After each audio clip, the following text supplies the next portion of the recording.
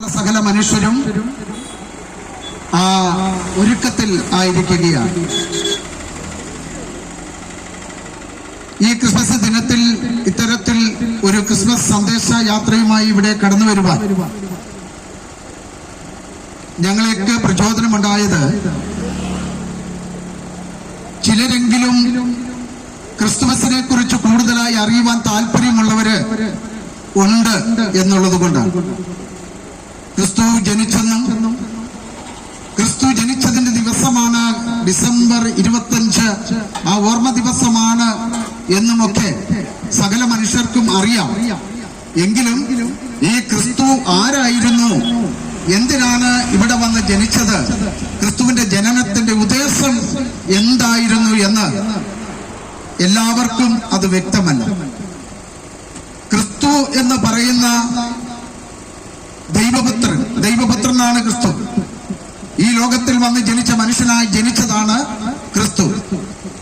അപ്പോൾ സ്വർഗത്തിൽ ദൈവത്തോടൊപ്പം, ദൈവം സ്വർഗത്തിലാണ്, സ്വർഗത്തിൽ ദൈവത്തോടൊപ്പം ഇരുന്ന ദൈവത്തിന്റെ പുത്രനായ ക്രിസ്തു ഈ ഭൂമിയിലേക്ക് ഇറങ്ങി വരികയും മനുഷ്യരൂപമെടുത്ത് മനുഷ്യനായി ഈ ഭൂമിയിലേക്ക് ഇറങ്ങി വന്ന് മനുഷ്യനായി അവതരിച്ച് മനുഷ്യരോടൊപ്പം 33.5 വർഷം ഈ ഭൂമിയിൽ ജീവിക്കുവാനായി ഇടയായി തീർന്നു. എന്തിനാണ് സ്വർഗത്തിൽ ദൈവത്തോടൊപ്പം ഇരുന്ന ദൈവത്തിന്റെ പുത്രനായ യേശു മനുഷ്യനായി മനുഷ്യരോടൊപ്പം പാർക്കുവാനായിട്ട് ഈ ഭൂമിയിൽ വന്നത്? എന്താണ് അതിന് കാരണം? അതിന്റെ കാരണം എന്ന് പറയുന്നത്, ദൈവത്തോടൊപ്പം യേശുക്രിസ്തു ഇരുന്നു എന്ന് പറയുമ്പോൾ തന്നെ മനുഷ്യന്റെ ഉൽപ്പത്തി, മനുഷ്യനെ സൃഷ്ടിച്ചതും ഈ ദൈവമാണ്. സ്വർഗത്തിലായിരുന്ന ദൈവം തന്റെ സ്വരൂപത്തിലും സാദൃശ്യത്തിലും മനുഷ്യനെ സൃഷ്ടിക്കുവാനായി ഇടയായി തീർന്നു. മനുഷ്യനെ ദൈവം സൃഷ്ടിച്ചപ്പോൾ മനുഷ്യനിൽ പാപ സ്വഭാവം ഉണ്ടായിരുന്നില്ല. ദൈവത്തിന്റെ സ്വരൂപത്തിലും സാദൃശ്യത്തിലും ദൈവത്തിന്റെ സ്വഭാവത്തിലും മനുഷ്യനെ സൃഷ്ടിച്ചു. ദൈവം സ്നേഹമാണ്. ദൈവം ആരോടും ദോഷമായി ഒന്നും ചെയ്യുന്നില്ല. ദൈവം സ്നേഹമാണ് എന്നുള്ളതാണ് യഥാർത്ഥ വാസ്തവം. ദൈവം സ്നേഹമാണ്. മനുഷ്യരെ ദൈവം സൃഷ്ടിച്ചപ്പോഴും തമ്മിൽ സ്നേഹിക്കണമെന്നുള്ള ഒരു ചിന്തയോടും ഒരാഗ്രഹത്തോടും കൂടെയാണ് ദൈവം മനുഷ്യനെ സൃഷ്ടിക്കുവാനായി ഇടയായി തീർന്നത്. എന്നാൽ ഈ ഭൂമിയിൽ ജനിച്ച മനുഷ്യൻ, ഈ ഭൂമിയിലായിരുന്ന മനുഷ്യൻ ദൈവത്തിന്റെ സ്വഭാവത്തിൽ നിന്ന് മാറി മനുഷ്യനെ തിന്മയിലേക്ക് വലിച്ചിഴക്കുന്ന പിശാചിന്റെ സ്വഭാവത്തിൽ അടിമപ്പെട്ടു പോയി. അങ്ങനെ തമ്മിൽ സ്നേഹിക്കണമെന്നുള്ള ദൈവത്തിന്റെ കൽപ്പനകളെ ലംഘിച്ച് തമ്മിൽ തല്ലുന്നവരും തമ്മിൽ കൊല്ലുന്നവരും തമ്മിൽ ഉപദ്രവിക്കുന്നവരും ഒരുവനോടൊരുവൻ ദോഷം ചെയ്യുന്നവരും, അതുപോലെ നാടിന്റെ തിന്മ എന്ന് പറയുന്ന മദ്യവും മയക്കുമരുന്നും കൊലപാതകങ്ങളും ഇത്തരത്തിലുള്ള തിന്മയുടെ പ്രവൃത്തികൾ ചെയ്യുവാൻ തുടങ്ങി പാപത്തിൽ അടിമപ്പെട്ടു പോയി. ഇങ്ങനെയുള്ള പാപം ചെയ്യുന്ന മനുഷ്യന് ലഭിക്കുന്നത്, മരണാനന്തരം ലഭിക്കുന്നത് നിത്യനരകമാണ്.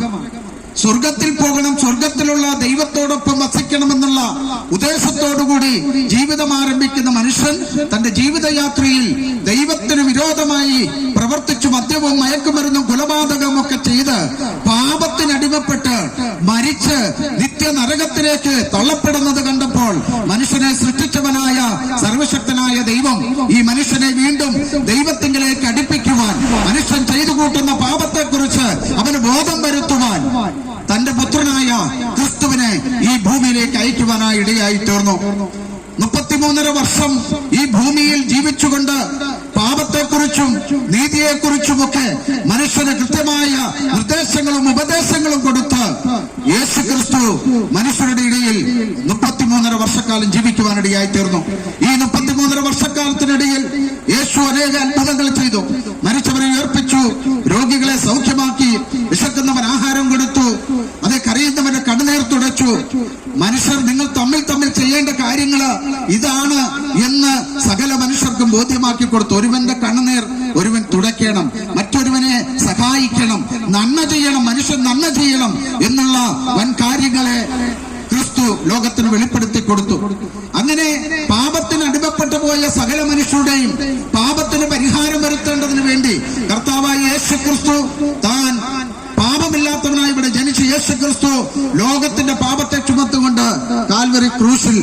മരിക്കുവാനിടയായി തീർന്നു.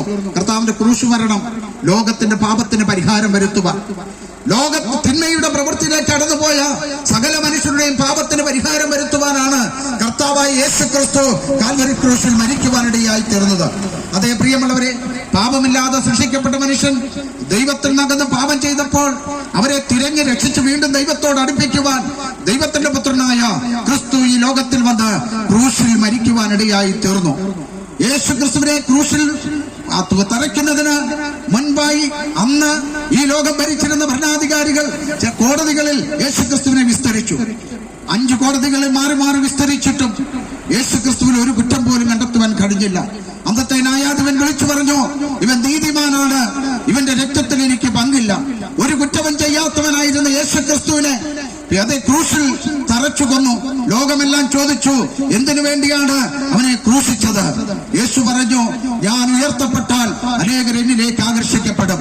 അതേ സ്നാപക യോഹന്നാൻ എന്ന് പറയുന്ന യേശു ക്രിസ്തുവിന് വഴിയൊരുക്കുവാൻ വന്നൊരു വ്യക്തം വിളിച്ചു പറഞ്ഞു, അവൻ ലോകത്തിന്റെ പാപത്തെ ചുമക്കുന്ന ദൈവത്തിന്റെ കുഞ്ഞാടാണ്. അതേ ലോകത്തിന്റെ പാപത്തെ ചുമന്നുകൊണ്ട് അവൻ കാൽവരി ക്രൂശിൽ മരിക്കുവാനിടയായി തീർന്നു. എന്നാൽ പാപമില്ലാതെ ജീവിച്ച ക്രൂശിൽ മരിച്ച യേശു ക്രിസ്തുവിനെ അതേ മരണത്തിന് അടക്കി വെക്കുവാൻ കഴിഞ്ഞില്ല. അവൻ 3-ാം ദിവസം ഉയർത്തെഴുന്നേറ്റു. യേശു ക്രിസ്തു 3-ാം ദിവസം ഉയർത്തെഴുന്നേറ്റു, സ്വർഗത്തിലേക്ക് കയറിപ്പോയി.